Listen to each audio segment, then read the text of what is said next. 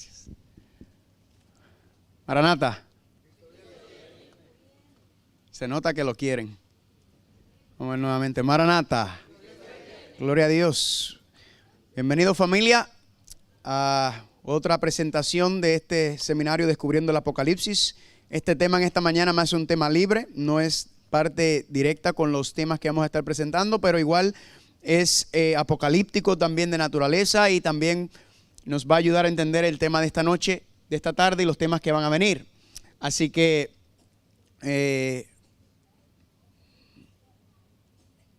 parece que no me quiere agarrar. ¿O está arriba? No. Estaba funcionando ahorita. Les iba a decir que a esta tarde, ¿a qué hora vamos a regresar? Si quieren me traen el otro, por favor. Sí. A las 6, no, a las 5:45, ¿verdad? A las 6 ya es tan tarde, a las 6 ya empezamos. Y vamos a contestar, nos hicimos dos preguntas anoche. La primera pregunta es, ¿cómo es posible que exista la maldad si Dios es amor y todopoderoso? Esa pregunta la contestamos anoche. ¿Cuántos estuvieron anoche aquí? Levante la mano a ver. Muy bien, sí, porque me di cuenta que la mayoría de ustedes no estaban aquí. Quizás lo vieron por Conexión Juvenil TV, ¿verdad? Y también lo están transmitiendo en vivo por la página de YouTube de nosotros, Descubriendo el Apocalipsis. Sí, dale eso a mi esposa. Gracias. Ahora sí, vamos a ver. Muy bien, a las 6 el tema es el Cordero Inmolado de Apocalipsis y vamos a contestar la segunda pregunta, que es ¿cómo Dios va a resolver el problema de la maldad y el pecado sin qué? Sin destruirnos, porque anoche vimos que cuál es el problema, por qué es la razón que vemos un mundo tan cruel, tan injusto, tan depravado, tan violento. ¿Por qué razón? No es, mucha gente piensa que esto es culpa del diablo. No, no es culpa del diablo, familia, es culpa de nosotros. Nosotros nos comportamos de esta manera y la razón por la cual nos comportamos así es porque la maldad y el pecado están ¿en dónde? Dentro de nosotros. A ver, ¿quién recuerda lo que yo comparé o el sinónimo de la palabra maldad que yo dije anoche? ¿Cuál fue la palabra? La maldad es sinónimo ¿con qué palabra? ¿No recuerdan? Egoísmo. Vamos a practicar como si yo no les dije nada. ¿Cuál es el sinónimo de la palabra maldad y pecado? El egoísmo. ¿Y qué es el egoísmo? Pensar en mí. ¿Verdad que sí? Eso lo estudiamos anoche y vimos que ese es el problema. Ahora, anoche hablamos del problema que Dios, ¿cómo es posible que exista la maldad? ¿Cómo es posible que exista todo el mal si Dios es amor y todopoderoso? Ya lo resolvimos. Hoy vamos a contestar la pregunta, ¿cómo Dios va a resolver el problema de la maldad y el pecado que existe dónde?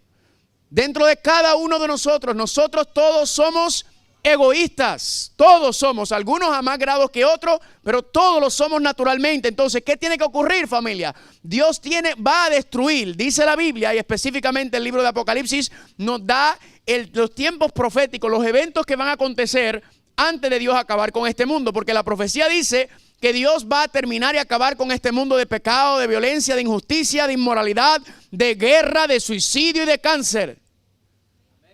3 personas están contentos por eso. Yo sé que a veces tarda un poquito en acostumbrarse a lo que estoy haciendo, pero cuando hago una pregunta y cuando hago una declaración así, yo quiero que usted, si se lo goza, diga amén. Le repito, Dios va a terminar con este mundo de pecado, de violencia, de maldad, de injusticia, de crueldad, de suicidio, de depresión, de cáncer, de muerte. Dios le va a poner fin a este mundo.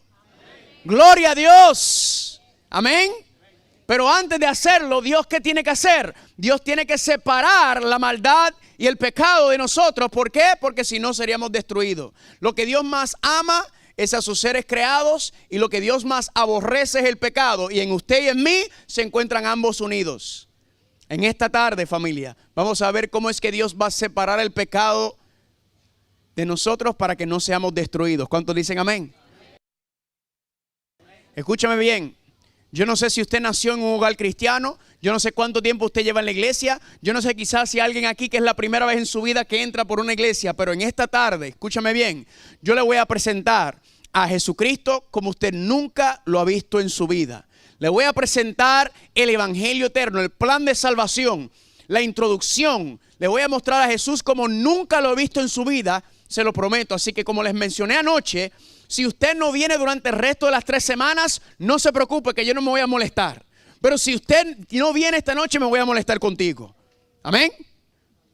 Yo quiero verlos aquí esta noche porque es el tema más importante y no solamente para usted, sino puede ser posiblemente el tema más importante para un familiar, para un vecino, para un compañero de estudio, de trabajo, para el peluquero, para el carnicero, para el barbero. Invítalo, porque usted no sabe lo que puede ser. Dicen amén. Gloria a Dios, familia. Vamos a conocer al Cordero Inmolado en esta noche. Pero quiero que vayan conmigo, por favor, ahora a Apocalipsis capítulo 1. Vamos a empezar nuestro estudio de hoy en Apocalipsis capítulo 1. Apocalipsis capítulo 1 hay una escena muy interesante. El libro de Apocalipsis, el libro más temido, el libro más mal interpretado, el libro más evitado en el cristianismo, en el mundo, es el libro de Apocalipsis. Y empieza el libro de Apocalipsis con una escena muy interesante, muy llamativo. Apocalipsis capítulo 1 y vamos a comenzar en el versículo número 8. Apocalipsis capítulo 1, versículo 8. ¿Cuántos están ahí?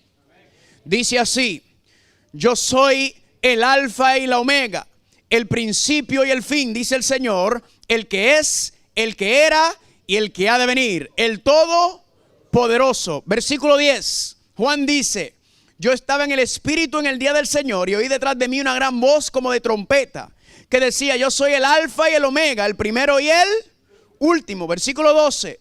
Me volví para ver la voz del que hablaba conmigo y vuelto vi 7 candeleros de oro. Pregunta: 7 candeleros de oro. ¿En dónde se encuentran los candeleros?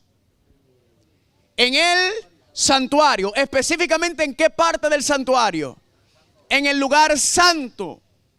Sigamos. Dice: y en medio de los 7 candeleros, a uno semejante al Hijo del Hombre, vestido de una ropa que llegaba hasta los pies y ceñido por el pecho con un cinto de oro. Esa es la vestimenta sacerdotal. Versículo 16. Tenía en su diestra 7 ¿qué? 7 estrellas, y de su boca salía una espada aguda de 2 filos, y su rostro era como el sol cuando resplandece en su fuerza. Versículo 17. Cuando le vi, caí como muerto a sus pies, y él puso su diestra sobre mí diciéndome: no temas, yo soy el primero y el último, el que ¿qué? El que vivo y estuve muerto, mas he aquí que vivo por los siglos de los siglos. Amén. Vamos a orar. Padre Santo, Padre Gloria, venimos ahora, Padre, a entrar en tu palabra y necesitamos tu Espíritu Santo que nos dirija, que tus ángeles nos acompañen y que si hay algún espíritu de disturbio, de inmundo entre nosotros, que en el nombre de Cristo Jesús salga por esa puerta. Y que aquí podamos respirar y sentir tu presencia santa. Gracias por este privilegio que nos das de compartir el pan de vida. Y te lo pedimos en el nombre de Jesús. Amén. Familia, una visión fascinante. Juan, en visión, preso en la isla de Patmos, aproximadamente en el año 90, cuando escribe el libro de Apocalipsis, ve en visión, ve a Cristo Jesús entre medio de los 7 candeleros. Y noten que Juan lo vio en la cruz, Juan lo vio sangrado, Juan lo vio deteriorado, Juan lo vio apaleado. Isaías capítulo 52 y 53 dice que Cristo ni se le reconocía como un ser humano de tan abusado y tan golpeado que fue. Y dice que Juan, entonces, ese mismo Cristo que lo vio en la cruz, ¿lo vio en dónde? En el santuario celestial, en el lugar santo. Y usted se tiene que preguntar, ven acá, ¿y por qué en Apocalipsis comienza con Cristo en el lugar santo? ¿Por qué no empieza con Cristo en la cruz? ¿Por qué Apocalipsis no empieza con Cristo en el lugar santísimo? ¿Por qué empieza en el lugar santo de todos los lugares? Vamos a contestar esa pregunta al final, amén. Ahora, él ve esta visión y noten que dice Cristo que él vio y escuchó a Cristo hablarle. Y dice que Cristo en el versículo 18 dice: el que vivo y estuve ¿qué? Muerto. En otras palabras, Cristo vio a Cristo después de ¿qué? Después de la resurrección, exactamente. Cristo resucitó, estuvo 40 días con los discípulos, ascendió ¿a dónde? Al santuario celestial. ¿Cuántos dicen amén? Es lindo esto, familia. Le estoy preparando la camita para lo que viene. Y dice entonces que vio a Cristo en el lugar santo. Ahora noten lo que dice el versículo 19. Escribe las cosas que has visto y las que son y las que han de ser después de esta. El 20. El misterio de las 7 estrellas que has visto en mi diestra, de los 7 candeleros de oro. Las 7 estrellas son ¿quién? Pregunto, ¿qué representan las 7 estrellas? Los ángeles de las 7 iglesias, y las 7 candeleros que has visto son las 7 iglesias. Nosotros conocemos y entendemos históricamente que entonces los candeleros, las iglesias, que son las 7 iglesias de Apocalipsis capítulo 2 y capítulo 3, representan las 7 etapas históricas de la iglesia, ¿verdad que sí? Desde la iglesia primitiva hasta la iglesia final, la iglesia última que va a estar en pie antes del regreso de Cristo Jesús. ¿Cómo se llama esa iglesia? La iglesia de la Odisea. Vayan conmigo por favor a Apocalipsis capítulo 3. Apocalipsis capítulo 3. Apocalipsis capítulo 3. La última iglesia, proféticamente hablando, mirando el panorama profético, se llama la iglesia de la Odisea. Y la iglesia de la Odisea significa ¿qué cosa? Puede entenderse de dos maneras. La iglesia del juicio o el juicio de la iglesia. ¿Verdad que sí? Ahora, noten lo que dice el versículo 14. ¿Escribe a quién? ¿A quién le está escribiendo Juan? Cristo le está diciendo a Juan que le escriba. Al ángel de la iglesia en la Odisea. Noten allá decía que las 7 estrellas representan ¿qué cosa? Los 7 ángeles. Y nosotros pensamos que cuando está hablando de los 7 ángeles, pensamos en seres como serafines o querubines, como hablamos anoche. Pero eso es lo que está diciendo aquí. Los 7 ángeles, la palabra ángel en griego, no solamente significa un ser celestial, un ser alado. La palabra ángel significa pastor, mensajero, dirigente.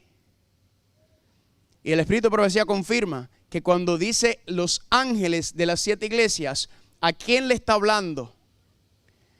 A los dirigentes de la iglesia, a los pastores, a los ancianos, a los maestros, dirigentes de departamentos, a los maestros de escuela sabática, a padres y madres. ¿Están conmigo? El mensaje es para ellos, familia. Ahí está la iglesia, el candelero. Pero el mensaje es a la ¿qué? A la estrella de la iglesia de la Odisea. ¿Están conmigo o no están conmigo? Sigamos leyendo.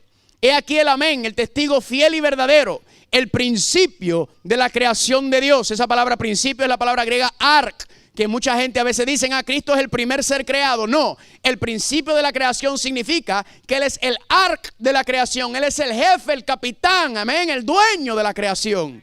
El general, el gobernante de la creación es Cristo. ¿Y qué le dice Cristo al ángel de la iglesia de la Odisea? Yo conozco tus obras, que no eres ¿qué cosa? Ni frío, ni caliente.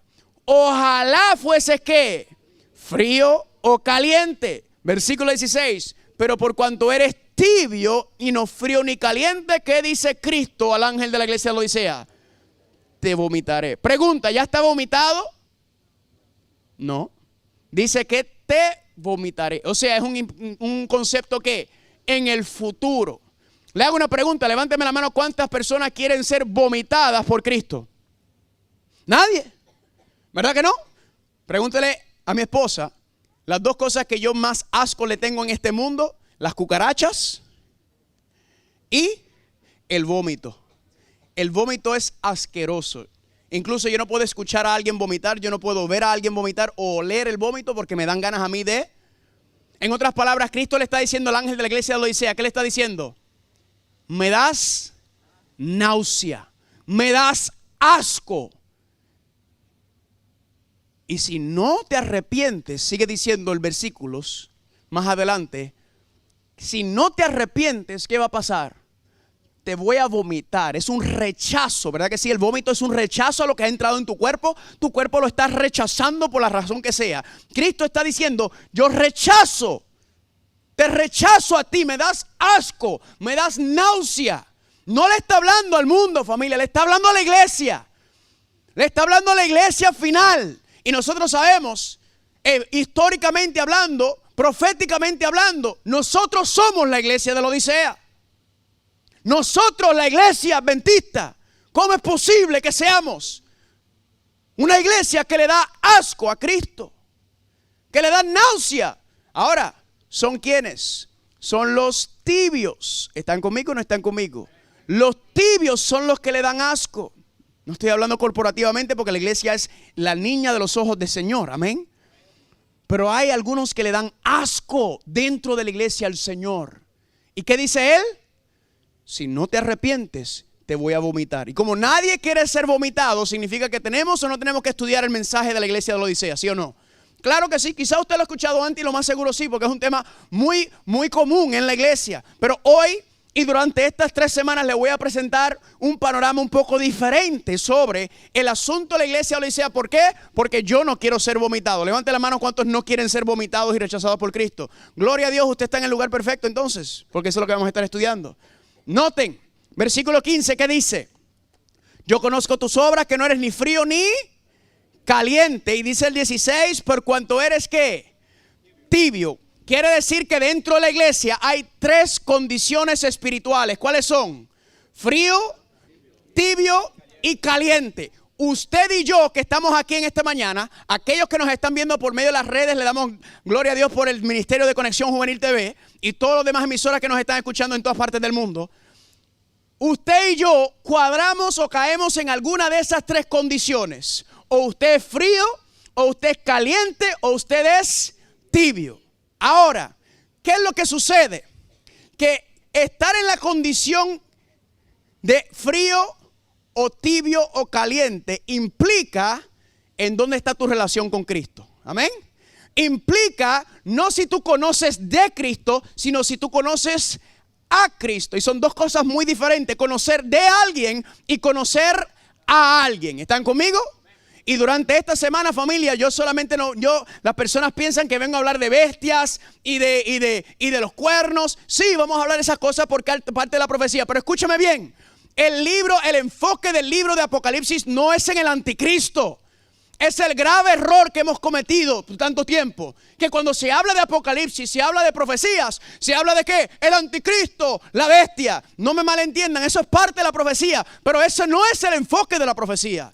El enfoque de la profecía de Apocalipsis es en Cristo Jesús, en el santuario celestial, amén, obrando de una manera para nosotros. Por eso es que nosotros, la iglesia adventista, no somos mejores que nadie, pero familia, tenemos un mensaje distinto, especial, apartado, que no se predica en ninguna parte del mundo. Ay, ay, ay, candela, vamos a estar dándole al enemigo esta semana, amén, estas 3 semanas. Porque yo quiero que usted entienda y comprenda cuál es la identidad profética de la iglesia adventista. ¿Por qué somos aquí? ¿Qué es la razón de nuestra existencia? Y parte de la razón por la cual muchos andan fríos es porque no entienden, no comprenden nuestra identidad profética, nuestra ADN profético. ¿Cuál es la razón de nuestra existencia? No se preocupe que durante estas 3 semanas vamos a darle un buen sacudón. ¿Cuántos dicen amén? Ahora, 3 condiciones: frío, caliente y tibio. En esta mañana vamos a hablar de los fríos. Durante las 3 semanas vamos a hablar de los tibios y de los calientes. ¿Por qué? Porque ¿cuál es la condición del tibio? Versículo 17. Porque tú dices, ¿yo soy qué? Yo soy rico. Y no solamente el tibio se cree que es rico, sino que sea ¿qué? Se ha enriquecido por su propia cuenta. Eso es una representación de que por sus propios méritos. Es que yo soy tremendo cristiano. La verdad que Dios cuando me hizo botó la bola. Miren esta gente, mira cómo viven estos adventistas. Mira cómo viven los demás. ¿Qué cosa esta? Comen carne todavía. Mira cómo viven, mira cómo visten estos adventistas. Vamos a resolver ese problema del tibio durante estas 3 semanas, amén. Sigue diciendo, y de ninguna cosa tengo necesidad, pero Cristo le dice, ¿no sabes tú que eres qué? Un desaventurado, miserable, pobre, ciego y desnudo. Usted que me está escuchando aquí, quizás usted es uno de esos. Quizás yo soy uno de esos. ¿Cómo lo sabemos? Tenemos que estudiar, amén. Porque recuerden que la profecía dice que aquel que sigue en esa condición y no se aparta de esa condición, va a ser ¿qué? Vomitado por Cristo. ¿Están conmigo o no están conmigo? Ahora, esa es la condición de tibio. La condición de frío es la que vamos a estudiar en esta mañana. Porque, escúcheme bien, el tibio no se puede quedar tibio. El tibio se tiene que convertir en caliente. Y el frío que vamos a hablar en esta mañana tampoco se puede quedar frío. El frío se tiene que hacer ¿qué también? Caliente. Pero ser frío es mejor que ser tibio. Y vamos a ver por qué ahora mismo. ¿Qué significa ser frío? ¿Qué significa ser un cristiano frío? Bien sencillo, familia. El frío es el cristiano que viene a la iglesia. El frío es el cristiano que profesa ser cristiano, que viene a la iglesia, anda con su Biblia. Puede ser un pastor, puede ser yo, puede ser un anciano, puede ser cualquiera de nosotros. ¿Y qué es lo que sucede? Que está frío. Implica que no hay gozo en su vida cristiana. No hay victoria en su vida cristiana. Viene a la iglesia, se pone la careta. ¡Feliz semana! ¡Feliz sábado! ¡Ay, gloria a Dios! Vienen y se paran aquí, pueden cantar, pueden predicar como yo estoy haciendo. Es un actor, dice Cristo. La palabra de actor en griego es la palabra que usamos como hipócrita. Presenta una cara, presenta una cosa, pero es totalmente diferente. Por dentro se está comiendo por dentro. Por dentro no se está gozando esta vida cristiana. Por dentro viene a la iglesia y no hay gozo. No quiere venir, no quiere orar, no quiere estudiar su Biblia, pero viene. ¿Están conmigo?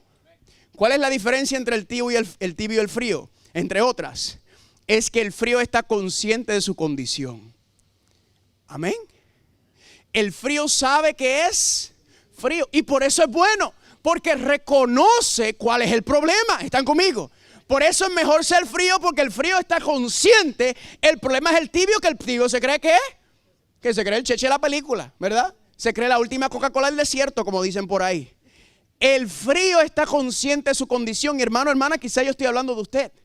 Quizá usted está aquí y me atrevo a decir que hay muchos fríos aquí. No porque los conozco a ustedes, sino simplemente por los números y las cosas. Recientemente salió una encuesta de la Iglesia Adventista Mundial y decía que la mitad de la hermandad no ora y no leen su Biblia.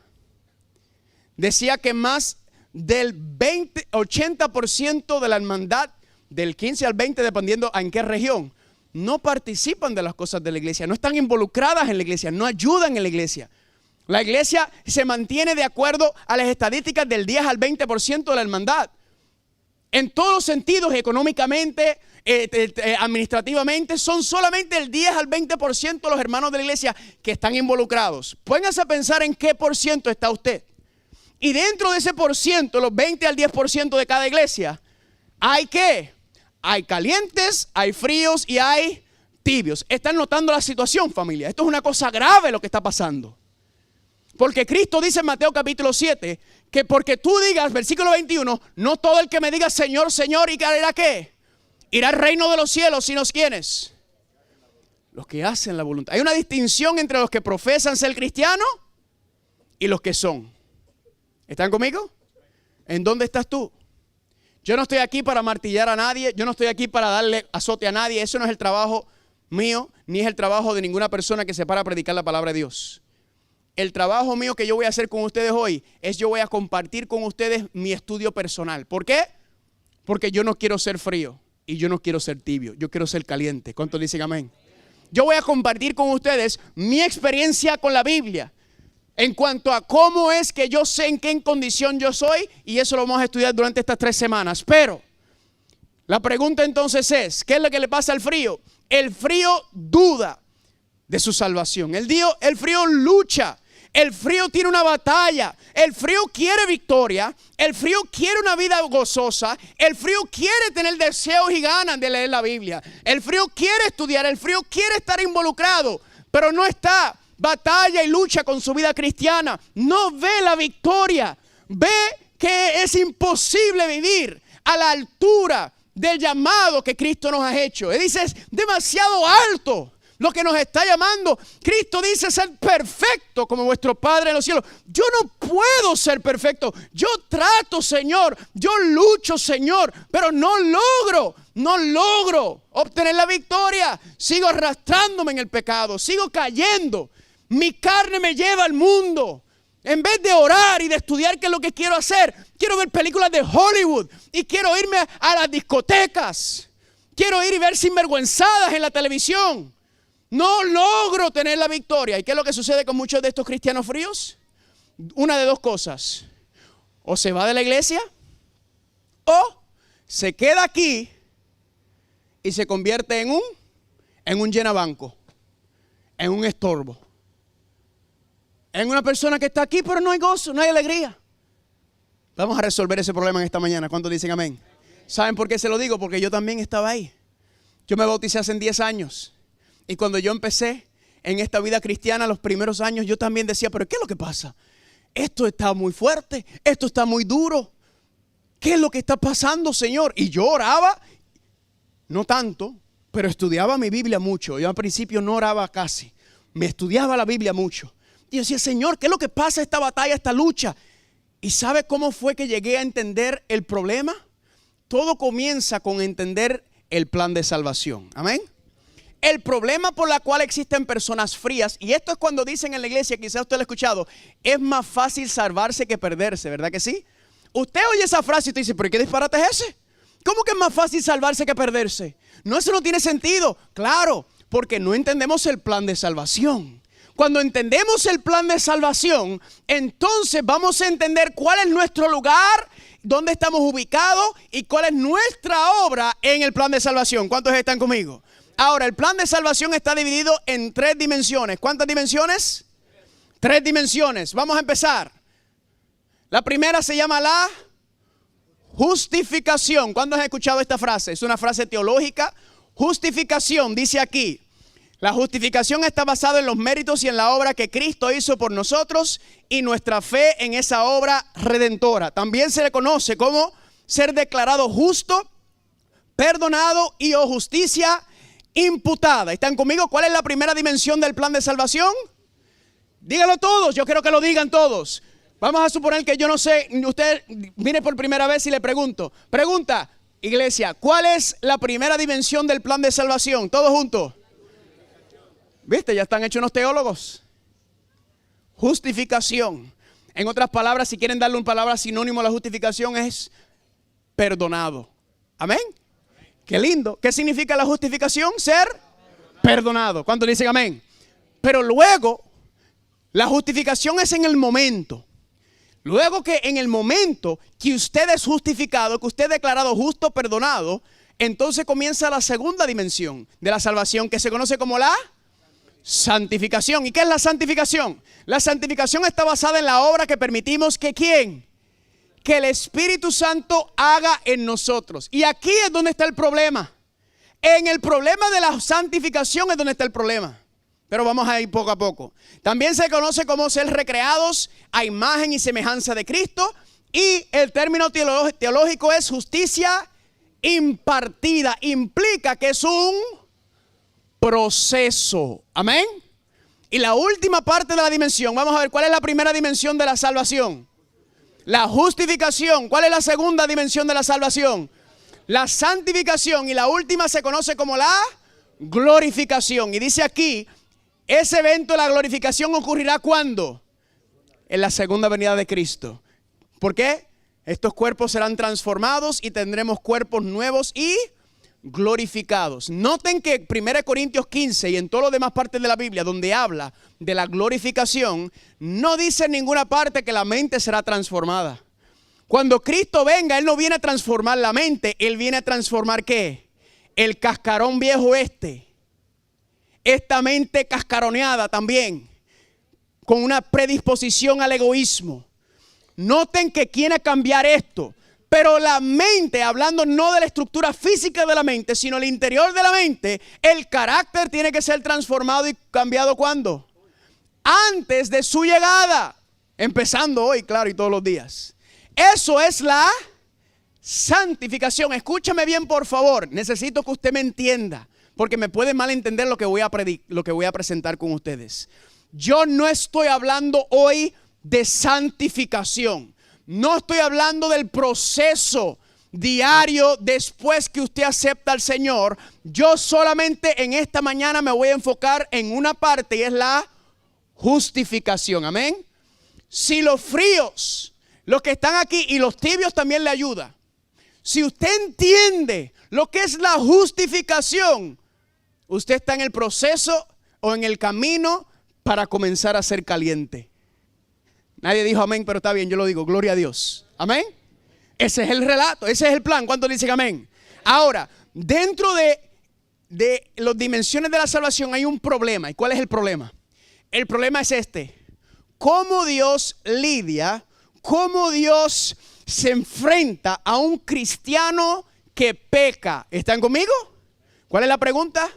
¿Cómo Dios trabaja con un hijo o una hija de Dios, ya una persona que ha dado ese paso hacia adelante, que le ha entregado su vida al Señor? ¿Cómo el Señor trabaja con una persona, un hermano, una hermana, un hijo, una hija de Dios que comete un pecado? Ahora, para aquellos que están aquí por primera vez o que no saben el concepto del pecado, claro, el pecado es egoísmo, pero vamos a darle una definición bíblica al pecado. ¿Cuántos están conmigo? ¿Qué es el pecado? Primera de Juan 3:4. Cualquiera que comete, ¿qué cosa? Traspasa también pues el pecado es ¿qué? Bíblicamente hablando, el pecado es transgresión de la ley. Noten esto, que hay una parte, los hermanos siempre citan esta parte. El pecado es transgresión de la ley. El pecado es transgresión de la ley y muy propiamente que lo es. Pero aquí dice Juan que cualquiera que comete pecado traspasa ¿qué cosa? En otras palabras, hay algo que transgrede la ley de Dios. El pecado es transgresión de la ley, pero antes de transgredir la ley de Dios, algo más fue traspasado. Porque dice traspasa también. ¿Están conmigo? Significa que la ley de Dios, el pecado es transgresión de la ley, pero algo también es traspasado antes de eso. ¿Y qué es traspasado también junto con la ley? Cuando el ser humano peca, el corazón de Dios. ¿Por qué? Porque Dios en su infinita sabiduría sabe y entiende el dolor y el sufrimiento que trae el pecado. Y cuando Adán y Eva, por ejemplo, cuando pecaron la primera vez, ¿qué usted cree que le hizo eso al corazón de Dios? Le traspasó, le dolió lo que hicieron. ¿Me están entendiendo o no me están entendiendo? Así que antes de traspasar la ley, el pecado traspasa ¿qué cosa? El corazón de Dios, porque nos ama tanto y sabe el dolor y el sufrimiento que trae el pecado. Le pregunto, ¿estamos viendo o no estamos viendo en este mundo las consecuencias del pecado? Todos los días lo vivimos, todos los días pasa. Ahora, noten aquí, Romanos 7:7. Yo no hubiera conocido el pecado a no ser por la ley, porque no conociera la codicia si la ley no dijere. No codiciarás, no codiciarás. ¿En dónde se encuentra la ley de no codiciar? En los 10 mandamientos. Así que para entender lo que es el pecado, ¿a dónde tenemos que ir?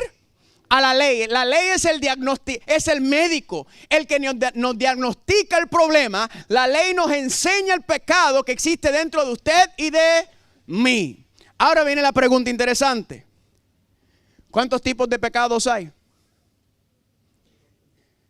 ¿Cuántos tipos de pecados hay? Pregunta, ¿todos los pecados son iguales? Levanten la mano los que creen que todos los pecados son iguales. Levánteme la mano. Si hay confianza.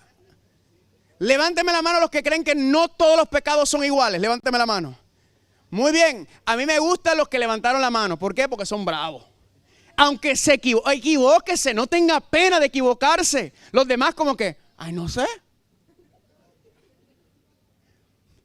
Familia, el pecado es transgresión de la ley. ¿Están conmigo? Es fácil, el pecado. Pero hay dos tipos de pecado. ¿Cómo? Sí, hay dos tipos de pecado. ¿Y cómo es este asunto? Vayan conmigo por favor a Primera de Juan. Antes de Apocalipsis está el libro de Judas y está Primera de Juan. Vayan conmigo a Primera de Juan y vamos a ir al capítulo 5, perdón. Primera de Juan capítulo 5. No está mal decir que el pecado es pecado, ¿verdad que sí? Pecado es pecado irremisiblemente y la paga del pecado es la muerte. Eso no va a cambiar, pero el apóstol Juan nos dice que hay dos tipos de pecado. Noten aquí, Primera de Juan capítulo 5, vamos a ir al versículo número 16. Dice Juan, si alguno viera a su hermano cometer pecado que no sea de muerte, pedirá y Dios le dará vida. Esto es para los que cometen pecado que no sea de ¿qué? Que no sea de muerte. Hay pecado de muerte, por lo cual yo no digo que se pida. Toda injusticia es pecado, pero hay pecado no de ¿qué? No de muerte. Pregunta, ¿cuántos tipos de pecado hay? Dos. Dice Juan, está el pecado de muerte y está el pecado de no muerte. Y usted automáticamente, cuando yo leí esto la primera vez, yo dije, ¿qué rayos es esto? Es una frase puertorriqueña. ¿Y qué es eso? ¿Cómo que pecado de muerte y de no muerte? No entiendo, porque la Biblia dice que la paga del pecado es la muerte, pero aquí dice que hay un pecado de muerte y un pecado no de muerte.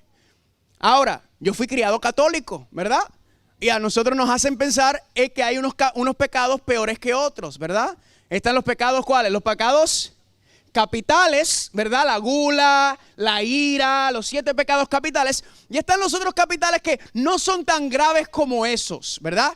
Como las mentiritas blancas. Esas cositas así no son tan graves. Estas otras sí son graves. Pero eso no es lo que está hablando la Biblia. Porque nuevamente aquí no venimos a entender la Biblia como otro me lo explica, como otro dice, como yo creo, como me enseñaron, como a mí me gusta, como dice el pastor o el sacerdote. No, aquí lo único que importa es lo que Dios explica por medio de su palabra. Amén.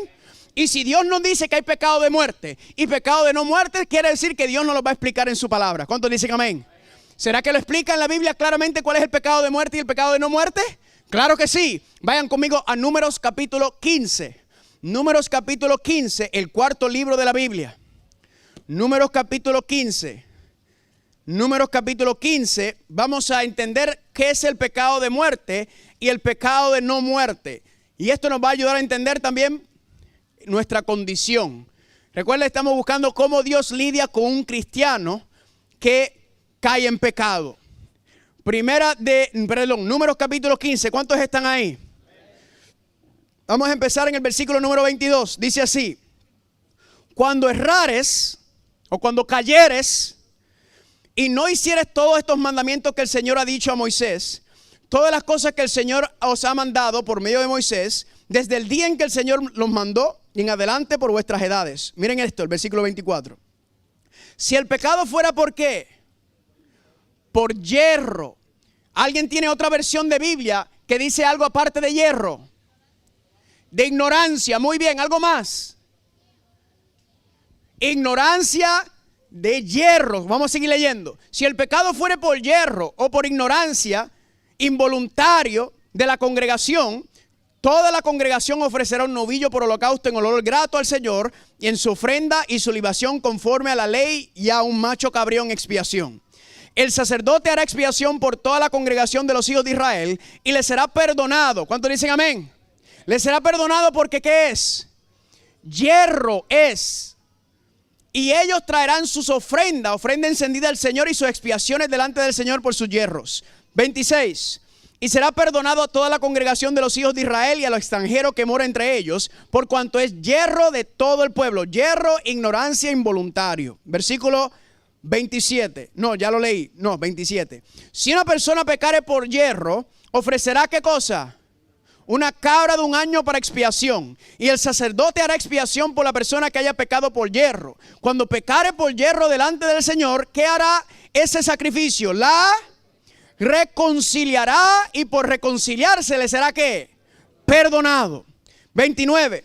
El nacido entre los hijos de Israel y extranjero que habitara entre ellos, una misma ley tendrá para el que hierra, el que hiciere algo por hierro. Paremos. ¿Qué es el pecado de hierro? Según el contexto y según las definiciones y las palabras originales, la persona que pecare por hierro es un pecado involuntario, es un pecado de ignorancia, es un pecado no deseado. En otras palabras, ignorancia significa que usted ¿qué? Que usted no sabía que era pecado, ¿verdad que sí? Usted no sabía que era pecado. Involuntario significa ¿qué? Que no es tu deseo pecar. ¿Están conmigo? No es tu deseo transgredir la ley de Dios. No es tu anhelo. No, tú no quieres vivir en contra de la palabra y la ley de Dios, sino que ¿qué pasa? Que por nuestra naturaleza egoísta, ¿qué sucede? Nos dejamos llevar, nos desviamos, y vamos a ver por qué esa razón. Hay una razón por la cual no vemos la victoria en nuestro pecado, en nuestra vida espiritual. Hay una razón por la cual no vemos el gozo, y eso lo vamos a resolver también. ¿Cuántos dicen amén? Estamos trayendo el problema y estamos a traer la solución. El pecado involuntario es: usted no quiere vivir en contra de la voluntad de Dios. Usted no quiere fallarle al Señor. Usted quiere seguirlo. Usted quiere serle fiel. Pero ¿qué pasa? Que mi carne me arrastra y caigo en pecado. ¿Me están entendiendo o no me están entendiendo? Pregunta: ¿hay sacrificio por ese tipo de pecado? Sí, aquí dice que sí. Que hay usted que trae el sacrificio y le será ¿qué? perdonado, por medio del sacrificio usted es reconciliado y perdonado. ¿Cuántos le dicen amén? Ahora, esto es parte del viejo pacto, no confundamos, vamos a entrar ya mismo en temática. Ahora viene el pecado, el otro pecado de muerte, versículo 30. Mas la persona que hiciere algo ¿con qué? Con soberbia. ¿Alguien tiene otra versión de Biblia diferente que diga soberbia? Voluntariamente, ¿qué más? Descaradamente, ¿qué más? A conciencia, ¿qué más? En rebeldía, premeditadamente, a sabiendas. ¿Están conmigo? Mas la persona que hiciere algo, algún pecado, conscientemente, deseosamente, premeditadamente, voluntariamente dice: yo sé lo que es el pecado, yo sé que el pecado es transgresión de la ley, pero yo lo voy a hacer como quiera. ¿Están conmigo? Estamos viendo la diferencia. Es una persona que está, en otras versiones dice, es pecado de mano alzada, pecado de rebelión. Sabe lo que dice Dios en su palabra y dice que yo sé lo que dice ahí, pero yo quiero hacer mi propia voluntad. Eso se le llama pecado de ¿qué? De soberbia, de muerte, de rebelión. Sigamos leyendo. Así el natural como el extranjero, ¿qué hace? Ultraja al Señor. Esa persona será cortada de medio de su pueblo. ¿Por qué? Por cuanto tuvo ¿qué? Tuvo en poco. Otras versiones dicen despreció la palabra del Señor. Menospreció ¿qué? Sus mandamientos. Enteramente será cortada esa persona. Su iniquidad caerá sobre ella. Aquí, familia, encontramos qué es pecado de muerte y qué es pecado de no muerte. El pecado de no muerte es el pecado de hierro, involuntario, pecado de ignorancia. Usted no sabe qué es pecado o usted no quiere pecar. Usted no anhela pecar, sino que lamentablemente por nuestra predisposición egoísta que tenemos, nos dejamos llevar por el pecado. ¿Están conmigo o no están conmigo? Contrario al pecado de muerte, ¿cuál es? Pecado de rebelión, pecado con mano alzada, pecado premeditado. Usted sabe que está mal, pero usted decide ¿qué? Hacerlo como quiera. Pregunta, ¿para el pecado de soberbia había sacrificio? Ahí decía que el pecado de hierro había sacrificio por ese pecado. ¿Cuántos dicen amén? Pero por el pecado de soberbia no había sacrificio. No me malentienda cuando le llama pecado de muerte y pecado de no muerte. Lo que está diciendo es pecado de muerte nuestra, del pecador. Y pecado de no muerte del pecador. Porque hay muerte en el primer pecado, ¿verdad que sí? ¿La muerte de qué? Del cordero. ¿Me están entendiendo? Pero el pecado de hierro es de soberbia. ¿Cómo es? Arrogancia, mano alzada, rebeldía. Ahora, vamos a mirar dentro de la Biblia un ejemplo de cada uno. Vamos a empezar primero con el pecado de soberbia. Vayan conmigo por favor a Segunda de Samuel. Segunda de Samuel capítulo 12. Vamos a mirar un ejemplo de un pecado de soberbia. Hay varios en Samuel. Un ejemplo de soberbia lo tenemos con Saúl, ¿verdad que sí? Saúl cometió pecado de soberbia. Sí, claro que sí. Dios, ¿qué hizo? El Espíritu se apartó de él. ¿Por qué razón? Porque él a principio sí se puso en fila con el Señor. Pero ¿qué pasó? Eventualmente sus intereses, sus deseos, su naturaleza pudo más que querer seguir a Dios. Y él decidió vivir en contra de la voluntad de Dios. Y dice la Biblia que el Espíritu se apartó de él. ¿Y qué pasó con Saúl? Se perdió. Pero ¿saben que lo mismo también, algo parecido pasó con David? ¿Lo saben? Vayan conmigo a 1 Samuel capítulo 12. ¿Qué pasó en 1 Samuel capítulo 11? ¿Qué pasó en 1 Samuel capítulo 11? David cometió adulterio ¿con quién?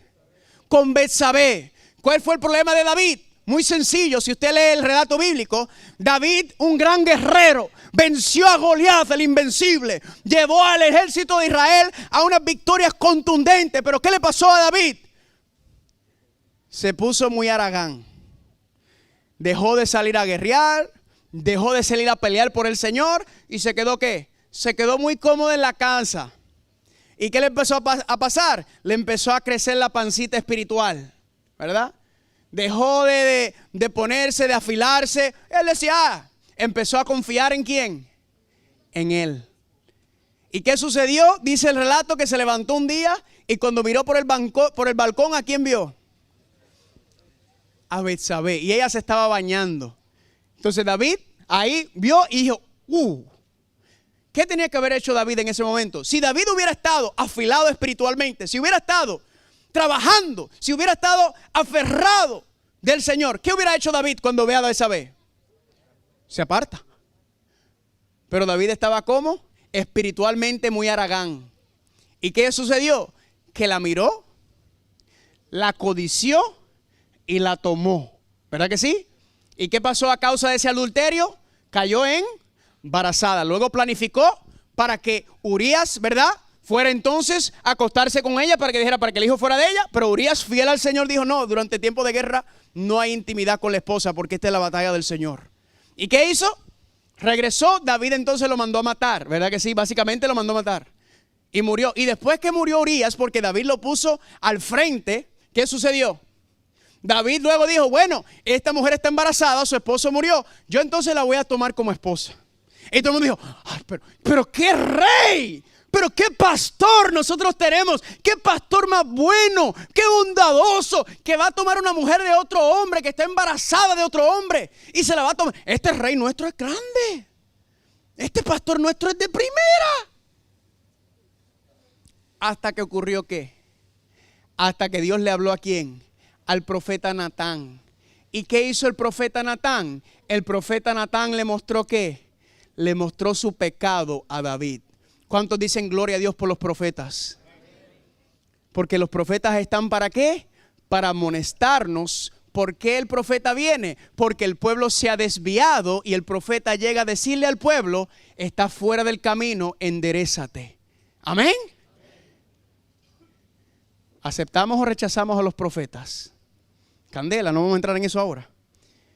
Dice en 2 de Samuel capítulo 12, versículo 7. Entonces dijo Natán a David, tú eres aquel hombre, ¿verdad? La historia. Si no lo sabe, lo puede leer, le tiene tarea. Así ha dicho el Señor, el Dios de Israel.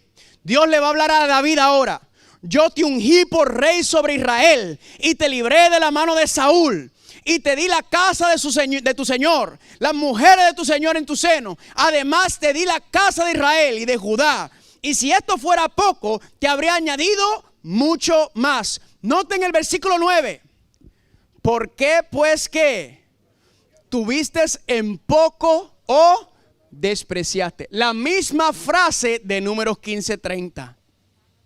Lo mismo, un pecado de qué? Despreciar es que es un pecado de soberbia. Le hago una pregunta. ¿Sabía David lo que estaba haciendo? Sí. ¿Lo hizo conscientemente, premeditadamente? ¿Sí o no?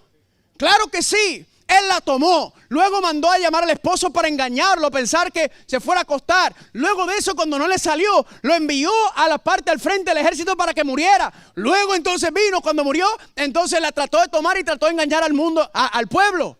Todo esto tuvo que haber ocurrido en meses. Familia, el pecado de David fue un pecado ¿de qué? De soberbia. Fue un pecado ¿de qué? De rebelión. Él sabía cuál era la voluntad de Dios, pero él dijo ¿qué? Yo voy a hacer lo que yo quiera. Y casi siempre, ¿cuál es el problema del pecado? Que empieza con un pecadito y se va complicando y complicando, como en el caso de David. ¿Están conmigo o no están conmigo? ¿Cuántos están conmigo hasta ahora? Le hago una pregunta. ¿Se arrepintió David de su pecado? Sí, leamos abajo. Versículo número 13. Entonces dijo David a Natán, ¿qué cosa? Pequé contra el Señor. Y Natán dijo a David, también el Señor ha remitido tu pecado, ¿no qué? Pregunta, ¿se arrepintió o no se arrepintió David? Sí, se arrepintió. Pregunta, si David no se hubiera arrepentido, si Natán no hubiera ido donde David para amonestarle sobre su pecado de soberbia y de rebelión, su pecado de muerte, si David no hubiera sido amonestado y David se muere en ese pecado, ¿qué le pasa a David? Se pierde. Eso es lo que dice ahí. El que anda en pecado de soberbia, el que anda viviendo en contra de la voluntad de Dios, el que anda a sabiendas transgrediendo la ley de Dios, el que anda en rebeldía a la voluntad de Dios y muere en ese pecado, se pierde. No hay sacrificio, dice Números capítulo 15. Se muere en su pecado. Hermano, hermana que estás aquí en esta mañana, escúchame bien por favor. Te lo ruego por la misericordia de Dios. Si usted anda en algún pecado abierto, si usted anda en un pecado consciente de rebelión, si usted anda en un pecado premeditado, por favor póngase de rodillas y pídale al Señor que te lleve al arrepentimiento. Porque si no lo haces, escúchame bien hermano, hermana, tú que andas en adulterio, tú que andas con una mentira, tú que andas buscando engañar, tú que andas metiéndole el cuchillo, hablando chismeando sobre el hermano o la hermana, tú que andas por ahí de hipócrita, tú que sabes que lo que estás haciendo está mal, pero lo sigues haciendo, por favor, arrepiéntete, ponte de rodillas y dile: Señor, quítamelo de mí. Porque si no lo haces, hermano, hermana, escúchame bien, y usted sale por esa puerta, usted no sabe lo que le va a pasar. Usted puede ahí quedar, un carro lo atropella, le da un infarto, no sabe, y ahí muere y te pierdes por toda la eternidad. Pregunta, ¿vale la pena ese pecado? ¿Vale la pena aguantar eso? No, suéltalo por favor. Te lo digo por tu propia vida eterna, y no solamente por el tuyo, sino por tu familia, por la iglesia. Hoy hablaron sobre los padres. Cuando habla de las estrellas, las 7 estrellas que son las estrellas de las iglesias, se está refiriendo a los padres y a las madres también. Si usted es padre o madre aquí y usted tiene un chiquito o una chiquita, usted tiene que estarle rodillas todos los días, porque usted tiene una gran responsabilidad en sus manos. ¿Cuántos quieren hijos consagrados? ¿Cuántos quieren hijos que amen al Señor? Mujeres y hombres que cuando crezcan se conviertan en hombres y mujeres de fe. Pues usted sabe cómo hacerlo, usted hágalo primero. Usted quiere que sus hijos sean consagrados, usted conságrese. Déjese de hipocresía, déjese de chisme. Deja de estar viniendo aquí a la iglesia presentando una cara, y cuando vas a la casa, allá te pones a hablar mal del pastor, o del anciano, o de la directora, o de la maestra de escuela sabática. ¿Me están entendiendo? Deja eso por favor. ¿Por qué? Porque yo quiero verte en el reino de los cielos. No vale la pena. Ese es. Pregunta, ¿David murió? ¿Se supone que David muriera? Sí. La ley decía que David por adulterio se supone que hubiera sido ¿qué? Apedreado. Pero no murió David. ¿Por qué no murió David? Pregunta. Porque se arrepintió, pero como quiera tiene que haber muerte por el pecado. ¿Quién murió en lugar de David? Su hijo. ¿Su hijo hizo algo malo? Inocente. No cometió ningún pecado. El niño pagó el precio. ¿A quién representa ese niño que murió? El hijo de David. ¿Quién es el hijo de David? Ahora entienden por qué le llaman el hijo de David. Ay, qué rico, ¿verdad? Porque representaba a Cristo, que pagó el pecado de David. ¿Cuántos están conmigo? Ahora, vamos ahora a mirar un pecado de yerro, involuntario, ignorancia. Vayan conmigo a Romanos capítulo 7. ¿Cuántos están gozando? Amén. Romanos capítulo 7. Romanos capítulo 7. Romanos capítulo 7. Aquí está, ¿quién está hablando en Romanos capítulo 7? Pablo, el gran misionero de la iglesia, el gran campeón de la fe. Pablo, el apóstol Pablo está hablando. ¿Y qué dice Pablo en Romanos capítulo 7? Vamos a comenzar en el versículo 14. Porque sabemos que la ley es espiritual, es bueno, es santo, es justo. ¿Cuántos dicen amén? Mas yo soy ¿qué? Carnal, vendido al pecado. Porque lo que hago no lo entiendo, pues no hago lo que quiero, sino lo que ¿qué? Lo que aborrezco, eso hago. Y si lo que no quiero esto hago, apruebo que la ley es ¿qué? La ley es buena. ¿Por qué? Porque la ley me está enseñando el problema. Pero Pablo dice que yo no quiero cometer pecado, yo no quiero caer. Sigue diciendo, versículo número 17. De manera que ya no soy yo quien hace aquello, sino el pecado que mora en... Versículo 18. Yo sé que en mí, esto es en mi carne, no mora el bien. Está hablando de su naturaleza. Porque el querer el bien está en mí, pero no el hacerlo. Porque no hago el bien que quiero, sino el mal que no quiero, eso hago. Levánteme la mano a alguien que se identifica con eso. Mire, familia, la primera vez que yo leí, que entendí estos versículos, yo por poco me caigo para atrás en la silla. Porque esto era en los primeros años de mi caminar cristiano. Y yo decía, wow, Pablo le pasa lo mismo que a mí.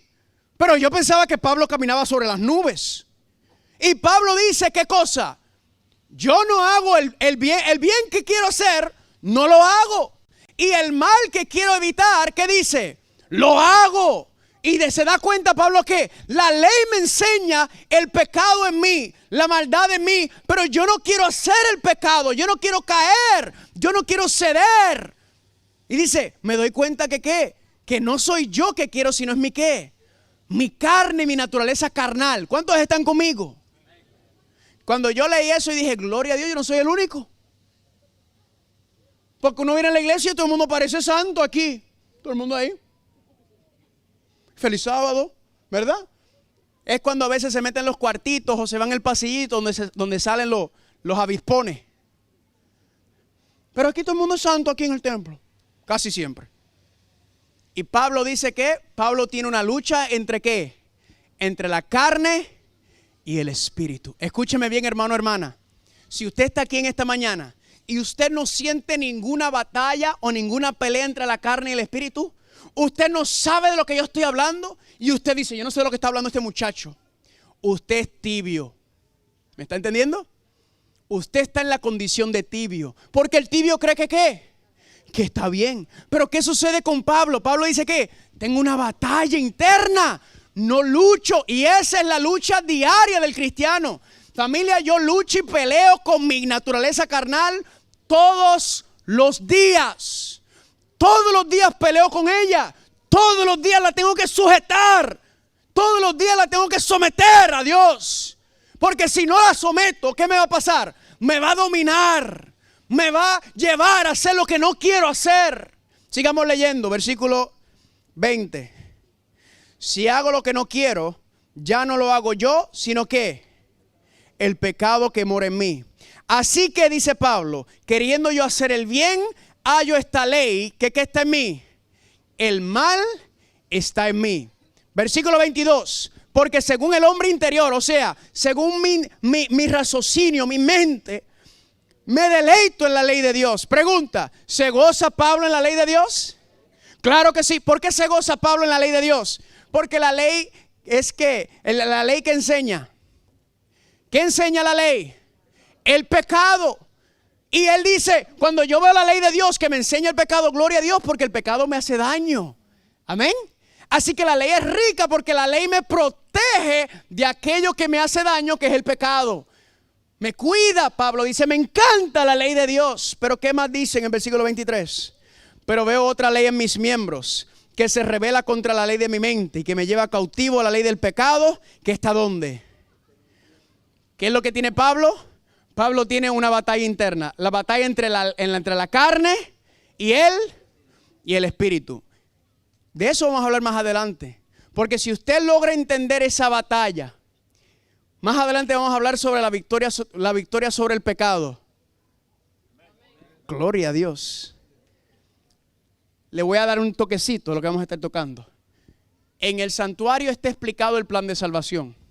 El plan de salvación tiene 3 dimensiones, al igual que el santuario está dividido en 3 partes. ¿Están listos?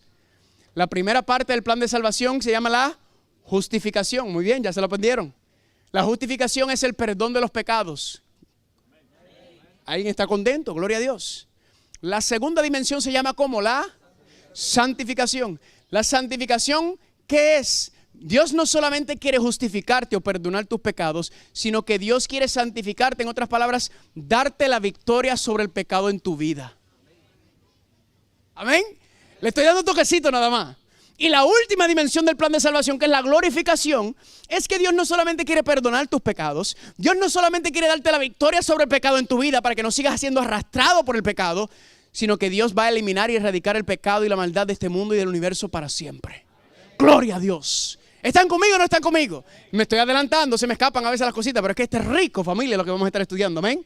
Ahora, entendiendo y comprendiendo, ¿qué dice Pablo? Miserable de mí, ¿quién me librará de este cuerpo de muerte? Y dice el versículo 25, gracias a Dios por Jesucristo Señor nuestro, así que yo mismo con la mente sirvo la ley de Dios, mas con la carne, ¿a qué cosa?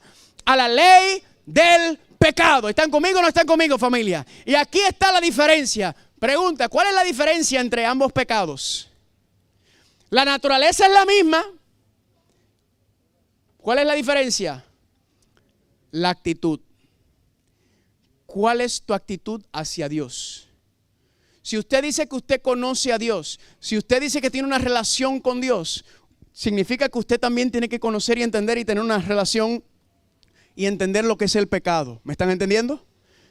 Porque no puedes ligar uno sin el otro. No puedes tener a Dios y el pecado a la misma vez. Porque dice claramente Pablo en Hebreos capítulo 10 versículo 26, porque si pecáramos ¿cómo? Voluntariamente. ¿Cuál es voluntario? ¿El pecado de qué? De soberbia, de muerte, a sabiendas. Si pecáramos voluntariamente, después de haber recibido el conocimiento de la verdad, ya no queda más sacrificio por el pecado, sino una horrenda expectación de juicio y la furia de un fuego que ha de consumir a los adversarios.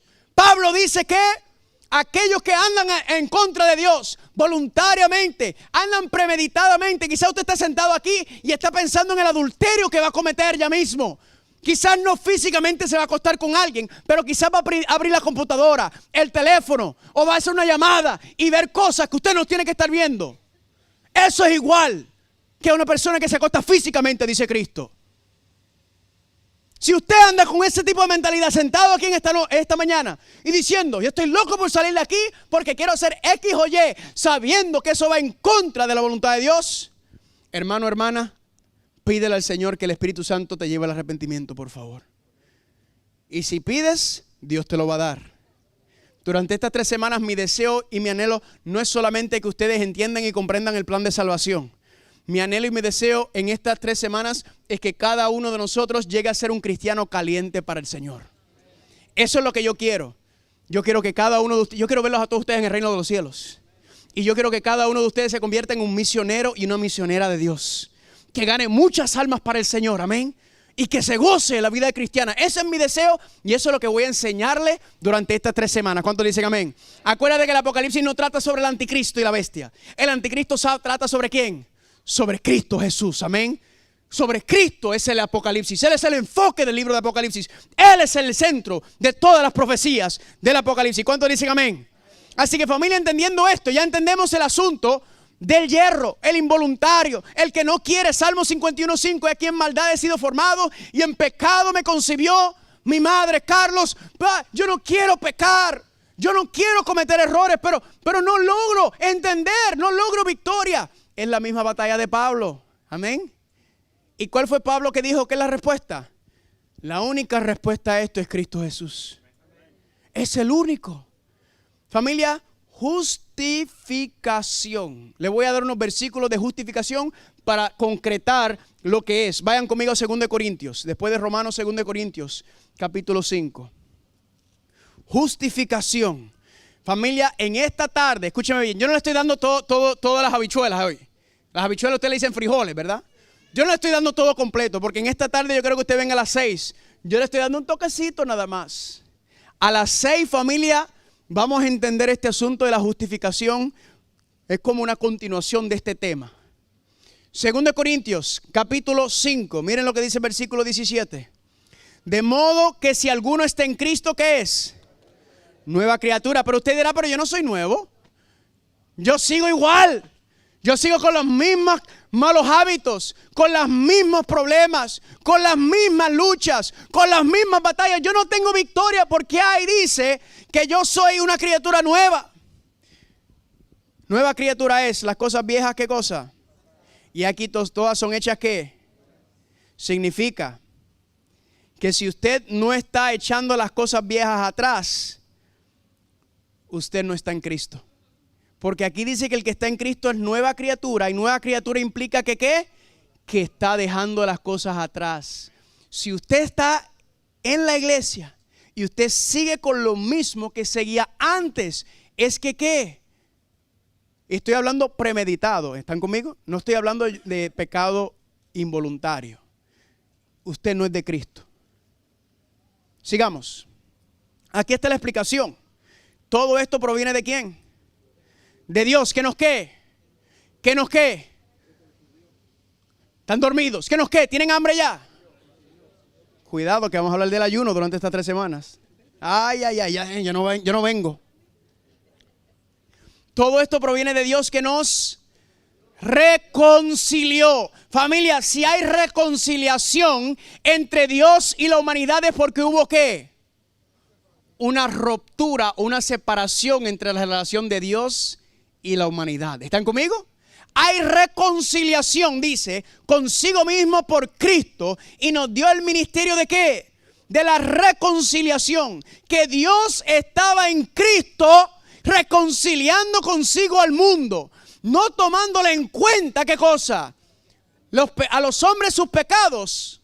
Nos encargó a nosotros la palabra reconciliación. Versículo 21. Al que no conoció pecado, por nosotros lo hizo pecado, para que nosotros fuéramos hechos ¿qué? Justicia, justificados. Justicia de Cristo Jesús. Amén. Se lo pinto de esta manera. Le voy a dar esta cita que explica. Yo la uso, la razón por que la uso es porque yo siento que yo no me expreso bien. Y yo voy a usar esta cita del libro Camino a Cristo. ¿Cuántos han leído el Camino a Cristo aquí? Levánteme la mano a ver. Ese es el más fácil. Porque esos son 14 capítulos. Usted lee un capítulo al día, lo lee en 2 semanas. Que el conflicto de los siglos, eso es más pesado. Pero si usted no puede con el Camino a Cristo, ¿cómo va a poder con un libro como el conflicto de los siglos? Vamos, este va a ser candela estas 3 semanas. Dice aquí, el Camino a Cristo, capítulo 7. ¿Cómo lograr una magnífica renovación? Aquí ella va a explicar lo que es la justificación. Dice así. Era posible para Adán, antes de la caída, conservar un carácter justo por la obediencia a la ley de Dios. ¿Cuántos dicen amén? Mas no lo hizo. O sea, él tomó la decisión, aunque no tenía una predisposición. Y por causa de su caída tenemos una naturaleza ¿qué? Pecaminosa, egoísta. Eso lo hablamos anoche. Y no podemos hacernos ¿qué? Justos a nosotros mismos. O sea, no podemos ser buenos. No podemos hacer las cosas bien. Sí hay vislumbres, hay pedazos. A veces somos honrosos, a veces somos buenos, a veces somos misericordiosos. Pero no, nuestra naturaleza no siempre, sino siempre se manifiesta la carnalidad. No podemos hacernos justos, buenos a nosotros mismos. Puesto que somos pecadores y malos, no podemos obedecer perfectamente una ley santa.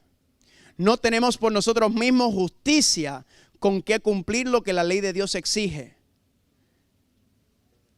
Pero, gózatelo. Pero, Cristo nos ha preparado una vía de escape. ¿Una vía de escape a qué? Al problema que hemos detallado aquí de la naturaleza pecaminosa. Él nos preparó una vía de escape. Entonces, en otras palabras, usted no tiene que ser esclavo de sus malos hábitos, de sus malos pensamientos, de sus deseos carnales. Hay un escape para eso. Usted, se lo digo de esta manera, hermano, hermana, que quizá usted es frío o fría. Usted puede tener la victoria sobre el pecado. Usted puede vivir una vida victoriosa y gozosa en Cristo Jesús. Dice así, hablando de Cristo, vivió sobre la tierra en medio de pruebas y tentaciones como las que nosotros tenemos que afrontar todos los días. Sin embargo, su vida fue impecable. Murió por nosotros y ahora ofrece quitarnos nuestros pecados y vestirnos ¿de qué? De su justicia. Murió su justicia. Escúcheme bien, noten aquí. Sí. ¿Qué? Sí. ¿Condicional o incondicional? Condicional. Si te entregas a Él y lo aceptas como tu Salvador, no por boca nada más. Por pecaminoso que haya sido tu vida, levante la mano los que hemos tenido una vida pecaminosa. Estamos todos en el mismo bote, aunque algunos de ustedes que dicen no, menos. Si usted cree que no es pecaminoso, entonces usted es tibio. Solo le tiré esa ahí. Porque por pecaminoso que haya sido tu vida, gracias a Él serás contado entre los que. Pero eso es injusto. ¿Cómo es que nosotros, que no somos justos, podremos ser contados entre los justos que es Cristo Jesús? El carácter de Cristo reemplaza el tuyo y eres aceptado por Dios como si nunca hubieres pecado. ¿Qué? a pesar de todo lo que yo he hecho, a pesar de todas las cosas malas que yo he hecho y todavía las que estoy haciendo, si yo me entrego a Él y yo lo acepto como mi Salvador, el carácter de Él reemplaza el mío y eres aceptado por Cristo como si nunca hubieras cometido un pecado. Si usted no entiende eso, ven esta tarde y luego el otro sábado de arriba, creo que el sábado de la mañana que viene, el tema es el Tribunal Supremo en el lugar santísimo. Ay, candela, vamos a votar aquí, familia. Esto va a ser rico. ¿Cuántos están gozando? Sigue diciendo, esto es justificación. Si eres aceptado por Dios como si nunca hubieras pecado porque el carácter de Cristo reemplaza el tuyo, ¿eso se llama qué? Justificados. Pregunta, ¿algún mérito nuestro en esto? No. ¿Adán y Eva pecaron? Sí. ¿Fueron destituidos de la gloria de Dios? Sí. ¿Y qué ocurrió? Dios los cubrió ¿con qué? Con la piel de cordero. Pero ven acá, ellos no hicieron nada. Ellos fueron perdonados, ellos fueron cubiertos por la justicia y los méritos de Cristo Jesús. Ellos fueron justificados. Pregunta, ¿hicieron ellos alguna obra en esa justificación? Nada, solamente tuvieron que hacer ¿qué? Aceptarla. Amén. Aceptarla y dar el paso, Señor, hemos pecado contra ti, perdónanos, Señor, y recíbenos como tuyos.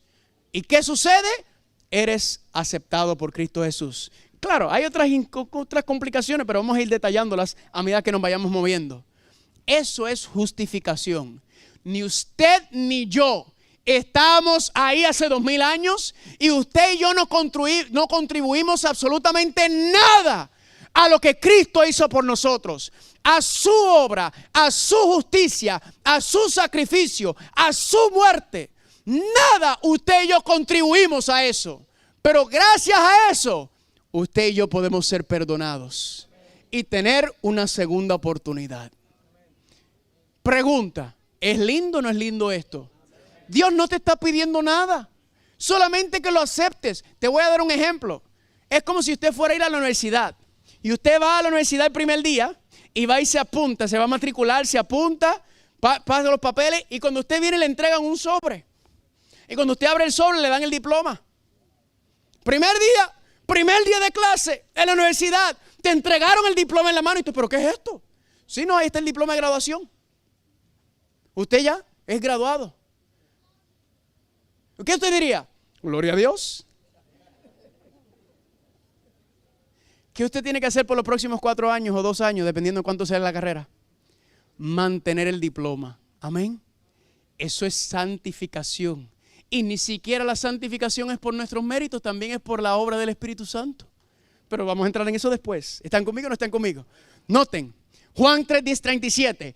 Todo el que el Padre me da, vendrá a mí. Y el que viene, a mí viene, yo no le he hecho ¿qué? Cristo dice, no importa tu condición, no importa en dónde te encuentres, no importa cuán bajo has caído, no importa en qué reguero te has metido, no importa cuán profundo te ha arrastrado el pecado. Si tú vienes a mí, yo no te echaré afuera. Amén. Significa que cuando un cristiano comete un pecado, cuando cae, cuando resbala, cuando cede a la tentación nuevamente, ¿será que Dios te desecha? Mucha gente piensa que sí. Ay, cometí un error, cometí un pecado y Dios, échate para allá, yo no quiero saber de ti. Y pensamos que la salvación es un juego. Familia, la salvación es un proceso. Escúchame bien. Pero la justificación no está basada en lo que tú haces, está basada en lo que Cristo hizo. Y usted desear o no desear seguir con Él. Eso es. Pero hay gente que piensa, esto es lo que la vida de algunos cristianos. Y yo sé que alguno de ustedes se va a identificar con esto. Porque yo lo hacía. Yo estoy bien, estoy bien. Cometí un pecado, salí de la gracia de Dios. Tengo que ¿qué? Ay, Señor, perdóname. Estoy en la gracia de Dios nuevamente. Sigo caminando, estoy bien, llego a la iglesia, todo bien. De momento, ay, pequé otra vez. Estoy fuera de la gracia de Dios. Ay, Señor, perdóname, Señor, perdóname. Otra vez caí dentro de la gracia de Dios. Eso es un juego. ¿Están conmigo? Estar con este jueguito que, ay, uno anda por ahí como que no quiere pisar un cristal. Familia, usted no tiene que estar preocupándose si usted está entrando o saliendo de la salvación. Usted lo que tiene que estar pensando y preocupándose es si le estás dando la gloria a Dios en tu vida. Si yo estoy viviendo como el Señor quiere, estoy yo, mi vida va conforme a Él, le estoy dando gloria a Dios. Esa debe ser nuestra preocupación. No si estoy o no estoy, estoy o no estoy. Mira cómo lo explica aquí. Mismo capítulo. Hay quienes han conocido el amor perdonador de Cristo y desean realmente ser hijos de Dios, pero reconocen que su carácter es imperfecto y su vida defectuosa. Levante la mano cuando se creen así, ¿verdad? Imperfecto y defectuoso, yo estoy en esa lista, apúntame a mí ahí. Y tienen la tendencia a dudar en cuanto a si sus corazones han sido o no regenerados por el Espíritu Santo. Yo tengo personas que vienen a donde mí y me dicen, ay pastor, yo no sé si yo cometí el pecado imperdonable, si el Espíritu Santo se apartó de mí. ¿Será que Dios está conmigo todavía? Y yo le digo, hermano, hermana, el hecho de que usted se lo está preguntando significa que el Espíritu está contigo todavía. Porque si el Espíritu Santo no estuviera contigo, a ti no te importaría, ni te preocuparías. El hecho de que te preguntas si Dios está todavía contigo es que Dios lo está. Amén. Dios sigue ahí contigo. A esas personas quiero decirles que no cedan a la desesperación. Estos son los fríos, los que están batallando, los que están luchando, los que no ven victoria, los que no ven gozo en su vida cristiana. ¿Qué dice aquí? A menudo tenemos que postrarnos a llorar a los pies de Jesús por causa de nuestras culpas y errores. ¿Están conmigo? Esto es parte del proceso. Hay que ponerse de rodillas, pero no debemos desanimarnos. En otras palabras, en vez de desanimarte, ponte de rodillas, es lo que te está diciendo. Aún, familia, esto es oro puro, por favor, saboréeselo como me lo de saborear contigo. Aún si somos vencidos por el enemigo, no somos desechados, ni abandonados, ni rechazados por Dios. ¿Qué? Aún cuando eres vencido por el enemigo. ¿Qué es ser vencido por el enemigo? Caer en tentación. Caer en tentación es pecar. Dice, aún si pecas, aún si caes, aún si resbalaste, aún si le fallaste a Dios, no somos desechados, ni abandonados, ni rechazados por Dios. No, dice que Cristo está a la diestra de Dios e intercede por ti. ¿Cuántos dicen amén? Eso es lo que está hablando cuando vemos a Cristo en el santuario celestial. ¿Qué está haciendo? Intercediendo por ti, rogando por ti, pero llevándola al Padre. Padre, por favor, dale fuerza a mi hermano, mi hermana que está luchando. Envía mi Espíritu Santo para que le dé el conocimiento, la fuerza, para que sepa, que no se desespere, que sepa que tiene que hacer. Buscar primeramente el reino de Dios y su justicia. Eso es, familia. ¿Están conmigo o no están conmigo? Quiero que decirle, joven, a los jóvenes, a todos, a los adultos también, porque esto nos pasa a nosotros también. Usted cae en pecado. ¿Qué tipo de pecado está hablando? Pecado involuntario. Usted no quiere pecar, pero ¿qué? Sigue cayendo. ¿Qué tenemos que hacer? No te desesperes, aférrate a Cristo. Mientras más yo sigo luchando y peleando con el pecado, más me doy cuenta de mi falta por Él. Más me doy cuenta que me tengo que consagrar más. Más me doy cuenta, mientras más sigo peleando y luchando con el pecado, más me doy cuenta que tengo que orar y estudiar más. ¿Están conmigo o no están conmigo? Porque dice Proverbios 24:16, porque 7 veces cae el justo y vuelve a ¿qué? Vuelve a levantarse. 7, número completo, totalidad. 7 veces cae. Se cae el mismo pecado una y otra vez. Vuelve y se cae, vuelve y se cae, vuelve y se cae, vuelve y se cae. Y noten que está hablando del justo. ¿Quién es el justo? El que ha sido ¿qué? Justificado. Sigue cayendo, pero dice ¿qué? Se vuelve a levantar. El fracaso no es caer. El fracaso es no levantarte nuevamente. Y cuando te levantas, no te levantas por tus propias fuerzas, sino que dice claramente, cuando cayere, no quedará postrado porque el Señor te sostiene con su mano. Amén. Aún cuando caes en pecado, aún así, cuando te arrastras, ¿qué hace el Señor? El Señor baja y te levanta de esa condición en donde te encuentras. No cedas a la desesperación. Cristo está intercediendo en el santuario celestial. Él está ahí. Por medio del Espíritu Santo, tratando de levantarte y mantenerte en pie y en victoria sobre el pecado. ¿Cuántos dicen amén? Pregunta, ¿es lindo o no es lindo esto, familia? Filipenses 3, 12, 14. No que lo haya alcanzado ya, ni que ya sea perfecto, dijo Pablo, sino que ¿qué?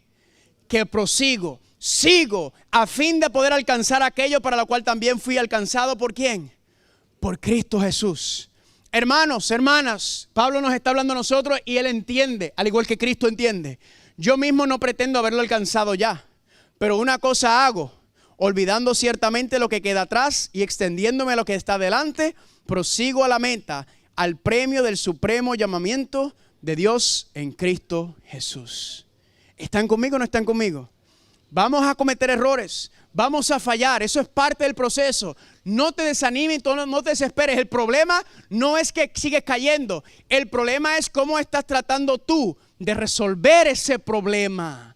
¿Cómo estás tratando tú de afrontar el problema de tu naturaleza? ¿Cuál es tu actitud?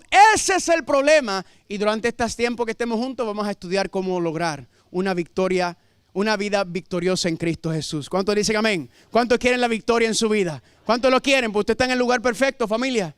Familia, la pregunta que les hice es, perdón, me falta una cita. Capítulo 8, el secreto del crecimiento. Aquí está el secreto.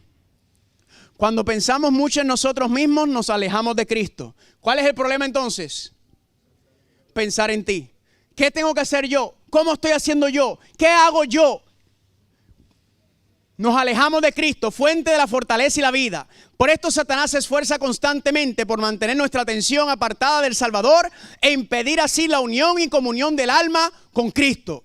Valiéndose de los placeres del mundo, los trabajos, las perplejidades y las tristezas de la vida, así como nuestras propias faltas e imperfecciones o de las ajenas, eso es chisme, procura desviar nuestra atención. Pero ¿qué dice? No nos dejemos engañar. Eso es lo que el diablo quiere. El diablo quiere que tú te fijes en ti o que te estés fijando en el otro. El diablo quiere que estés pendiente. Ay, qué mal hago esto. Ay, yo no puedo hacer esto. Ay, ¿cómo voy a hacer esto? Ay, ¿cómo voy a poder ser perfecto como dice Cristo que sea perfecto? Ese es el problema, que estás pendiente ¿a quién? A ti. Con demasiada frecuencia, hablando del diablo, logra que muchos realmente concienzudos y deseosos de vivir para Dios se concentren en sus propios defectos y debilidades. Estos son los fríos. Al separarlos así de Cristo, espera obtener la victoria. No debemos hacer de nuestro yo el centro de nuestros pensamientos, ni alimentar ansiedad ni temor acerca de si seremos salvos o no. Amén. El problema es que cuando te concentras en ti, el diablo ha logrado lo que ha querido porque te ha apartado de Cristo. Porque estás pendiente a ti, a tus méritos, a tu obra, lo que tengo que hacer yo. No, no, no. El enfoque es en Cristo. Él, cuando estamos mirándolo a Él, entonces estamos en el camino correcto. Amén. No tenemos alimentar ansiedad ni temor acerca de si seremos salvos o no.